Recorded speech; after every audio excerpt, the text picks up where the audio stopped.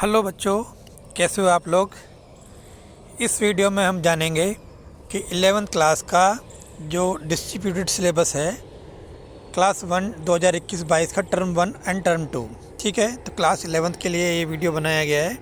तो यहाँ देखते हैं कि थ्योरी जो टर्म 1 की है एमसीक्यू बेस्ड है 35 मार्क्स की। ठीक है, तो इसके अंदर पहले नंबर पे जो आप देख रहे हैं यूनिट नंबर 1।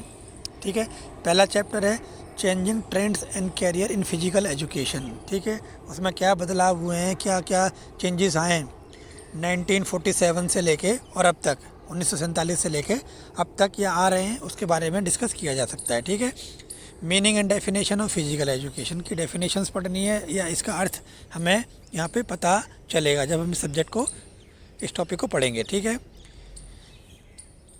थर्ड इसमें पॉइंट है career option in physical education, यानी फिजिकल एजुकेशन में क्या क्या फ्यूचर ऑप्शन हो सकते हैं as a teacher, as a coach, as a gym trainer, as a sports authority of India में जो स्पोर्ट्स की जो जॉब निकलती हैं, या मतलब क्या क्या कैरियर ऑप्शन हो सकते हैं उसके बारे में हम इजीली जानेंगे। खेलो इंडिया प्रोग्राम जो कि भारत सरकार का जो एक उपक्रम है खेलो इंडिया, बच्चों को प्रमोट करने के लिए, तो इसका क्या एक प्लेटफॉर्म है और उस प्लेटफॉर्म के ज़रिए किस किस तरह से बच्चों की परफॉर्मेंस स्कूल लेवल पे, कॉलेज लेवल पे, यूनिवर्सिटी लेवल पे किस तरह से इसमें बताया गया है वो हम बात करते हैं। ठीक है, second chapter Olympic value education, Olympic से क्या क्या हम समझ पा रहे हैं, ओलंपिक के अंदर क्या वैल्यू है, ओलंपिक हमें क्या सिखाता है, भाईचारे की भावना है, स्पोर्ट्समैनशिप है और बहुत सी चीज़ें उसके अंदर हम जानेंगे। ओलंपिक की हिस्ट्री हो गई या उसके इतिहास या उसके बारे में, या ओलंपिक का जो सिंबल है वो क्या कहता है, आइडियल्स क्या हैं, objective and values of Olympic. ठीक है, तो उसके बारे में इन चीज़ों में हम इस टॉपिक में पढ़ेंगे। इंटरनेशनल ओलंपिक कमेटी कहाँ पे है, उसका क्या काम होता है, उसका आगे का फ्यूचर प्लानिंग क्या होती है, वो क्या क्या काम करती है। ठीक है, जो इंटरनेशनल ओलंपिक कमेटीज़ हैं उसका क्या काम होता है उसके बारे में हम जानेंगे। और इंडियन ओलंपिक एसोसिएशन जो है उसका क्या काम होता है, भारत सरकार जब अपने देश के अंदर स्पोर्ट्स को लेकर, इसके अंदर हम ये जानेंगे। ठीक है, थर्ड चैप्टर के अंदर physical fitness, wellness and lifestyle, हमारी फिटनेस, हमारी स्वच्छता, लाइफस्टाइल हमारा यानी कि रहने का तरीका हर इंसान का अलग होता है। दिल्ली में अलग है, केरला में अलग होगा, नॉर्थ ईस्ट में अलग है, गुजरात में अलग है, तो we can find different ways of life styles. ठीक है, फिर जो चैप्टर 7 था हमारी बुक के अंदर वो इन्होंने यूनिट यानी कि टर्म 1 के अंदर ही रखा है, तो टेस्ट मेजरमेंट एंड इवेल्युएशन। तो टेस्ट मेजरमेंट एंड इवेल्यूशन का मतलब है कि टेस्ट जो हम कंडक्ट कराते हैं फिर उसमें हमारा कितना डाटा आया और फिर उसका डाटा सही है गलत है, एक लेवल पे है या गलत है, इसका हम उसमें टेस्ट करेंगे। ठीक, define test measurement and evaluation.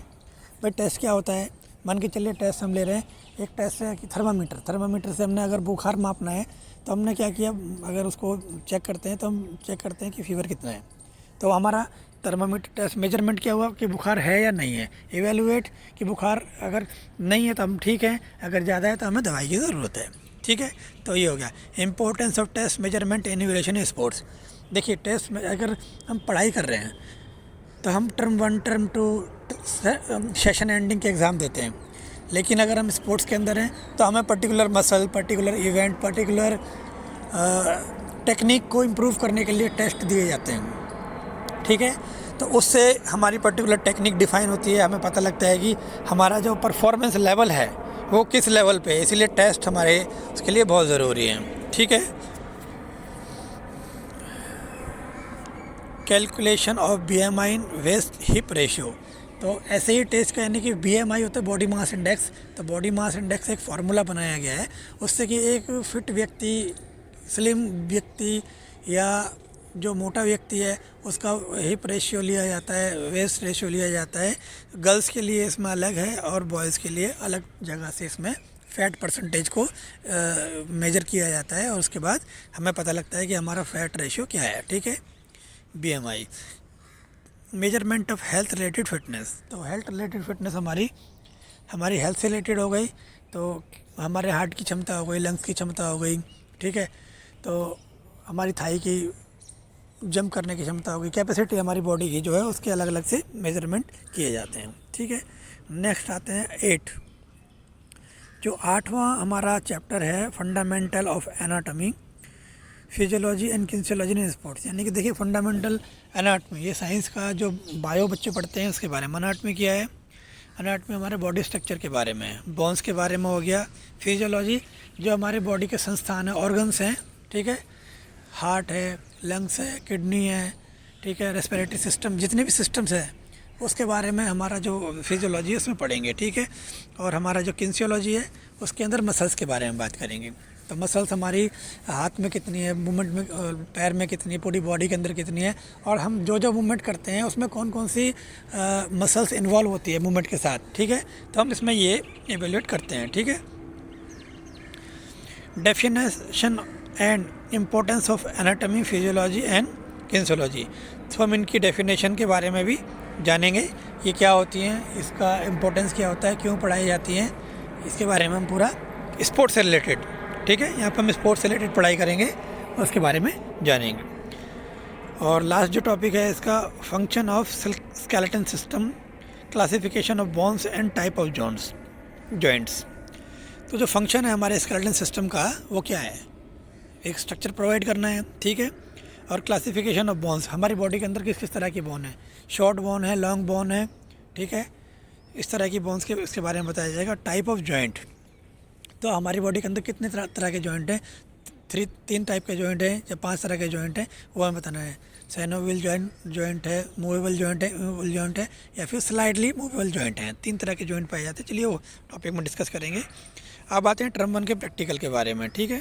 तो टर्म 1 का प्रैक्टिकल आप देख रहे हैं यहाँ पे, function and structure of respiratory system and, अच्छा अभी आप देख रहे हैं 8 का ही यहाँ पे पार्ट बचा हुआ, function and structure of respiratory system and circulatory system. तो इनके किस तरह से काम होते हैं, रेस्पिरेटरी सिस्टम यानी कि सांस लेने की जो प्रक्रिया है ऊपर से नीचे तक, नोज से लेके लंग्स तक का जो एक प्रोसेस है उसको हमें डिफाइन करना है। सर्कुलेटरी सिस्टम के बारे में, यानी कि जो पूरा ब्लड सर्कुलेट होता है, हार्ट हमारा जो काम करता है उसके बारे में इसमें एक्सप्लेन करना है। और इक्विलिब्रियम क्या होता है, dynamic, static and central gravity and application in sports, ठीक है। तो 3 तरह के जो हमारे बैलेंस के बारे में, इक्विलिब्रियम के बारे में बात होती है, डायनेमिक है, स्टैटिक है और एक सेंटर ऑफ ग्रेविटी है। तो जब कुछ बच्चे जो फिजिक्स वाले हैं वो थोड़ा बहुत जल्दी समझ जाते हैं, लेकिन जो नहीं है उनके लिए भी इसमें ईजीली समझाया गया है। अब बात करते हैं टर्म 1 के प्रैक्टिकल की।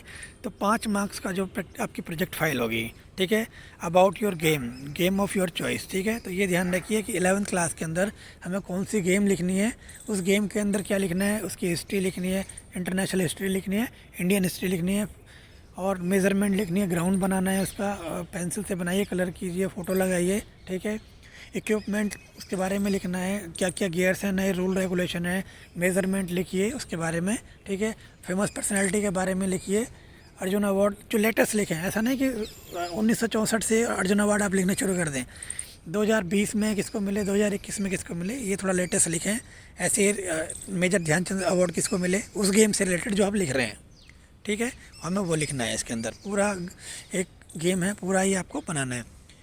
डेमोन्स्ट्रेशन ऑफ फिटनेस एक्टिविटी, तो फिटनेस एक्टिविटी आपकी कोई भी हो सकती है, यानी कि कोई भी गेम आप खेल के दिखा सकते हैं, डांस करके या गेम खेल कर दिखा सकते हैं, फिजिकल फिटनेस टेस्ट हो सकता है, वो आपको करना है। तो वो आपको पहले लिखेंगे तभी तो आप करेंगे। जो फुटबॉल अगर आप लिख रहे हैं तो फुटबॉल की स्किल करके दिखाइए, ठीक है।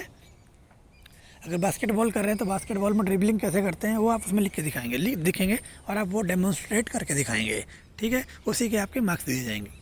फिर है वाइवा, तो वाइवा उसी से होगा जो कि प्रोजेक्ट फाइल आपकी होगी, ठीक है। प्रोजेक्ट फाइल में जो आप लिखेंगे, फुटबॉल लिखेंगे, नहीं फुटबॉल तो 12th क्लास में है, लेकिन जो 11th क्लास के अंदर जो सिलेबस है, जो गेम्स हैं वही आपको उसमें लिखना है। तो जो भी गेम आप लिखेंगे उसी से आपका वाइवा होगा, और कुछ बाहर से नहीं पूछा जाएगा, जो आप उसमें लिखेंगे वही आपसे वाइवा में पूछा जाएगा, ठीक है। बाकी आपको अगर सिलेबस चाहिए तो ये CBSE की साइट पे लिखा हुआ है, यहाँ पे आप इसकी वेबसाइट देख रहे हैं, ठीक है। जो भी रिसोर्स मटेरियल है वो 11th क्लास का आप यहाँ से ले सकते हैं, ठीक है। बाकी टर्म 2 की जो एक नई वीडियो बनेगी उसमें आप लोग देख सकते हैं कि टर्म 2 में हमें किस तरह से प्रिपेयर करना है और किस तरह से अपने आप को फाइनल एग्ज़ाम के लिए तैयार करना है।